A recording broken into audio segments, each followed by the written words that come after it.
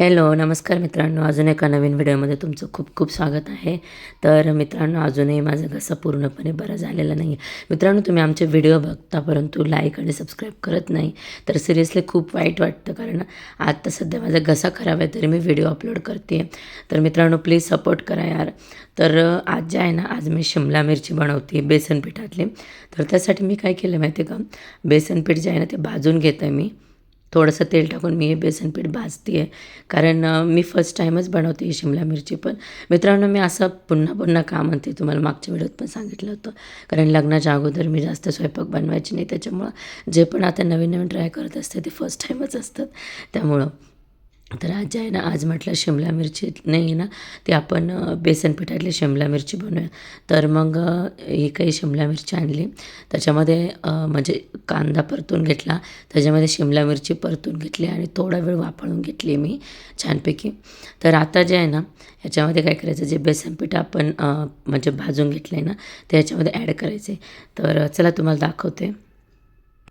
तर नंतर जे आहे, मी ह्या शिमला मिरचीची जी भाजी मी बनवली होती, म्हणजे त्याच्यामध्ये थोडंसं मीठ मिरची टाकून घेतली होती आणि मिरची नाही लागत जास्त, थोडीशी टाकली होती आणि नंतर त्यामध्ये बेसन पीठ मिक्स करून हे करून घेतलं आहे. तोपर्यंत चहा ठेवला माझ्यासाठी आणि इकडं पीठ जे आहे ते भिजवून घेतलं आहे चपात्या करण्यासाठी.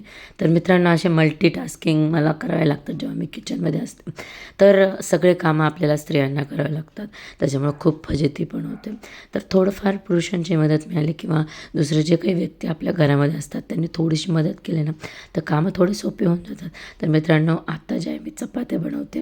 माझी शिमला मिरचीची भाजी झाली आहे. आता कशी लागेल ते माहीत नाही आहे, परंतु तोपर्यंत मी चहा पीत पीत आता चपात्या बनवून घेते. तर मित्रांनो, असं आहे. तर तुम्हाला जर व्हिडिओ आवडले तर लाईक नक्की करा.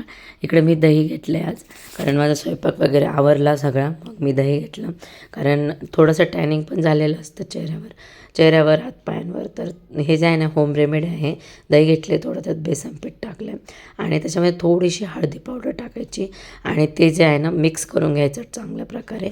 आणि ते आपण जिथे जिथं आपलं टॅनिंग झालं आहे, म्हणजे हातापायांवर किंवा चेहऱ्यावर, तिथे लावून ठेवायचं 10-15 मिनटं आणि नंतर धुवून काढायचं. मित्रांनो, इतका छान रिझल्ट मिळतो ना, म्हणजे आपल्याला इथे इन्स्टंटली जे आहे ना 10-15 मिनटांमध्ये एकदम असं हे करतात, स्किन जे आहे ते अशी थोडीशी फरक पडतो.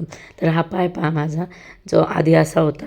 मी उन्हात गेले होते, म्हणजे सासूबाईंसोबत एक दिवस बरं करायला, तर खूप ऊन लागलं तेव्हा थोडंसं टॅनिंग झालेलं मला. तर तुम्ही पाहता, मी हे जे आहे ना हे मिश्रण लावून तुम्हाला दाखवते. तर मित्रांनो, व्हिडिओ आवडला तर लाईक. तर हे जे मिश्रण बनवलं ते आपण पुन्हा भेटूया का नवीन व्हिडिओ. तो पण काळजी घ्या, बाय. आणि थोडा वेळ ठेवल्यानंतर तुम्हीच पहा किती फरक दिसतोय.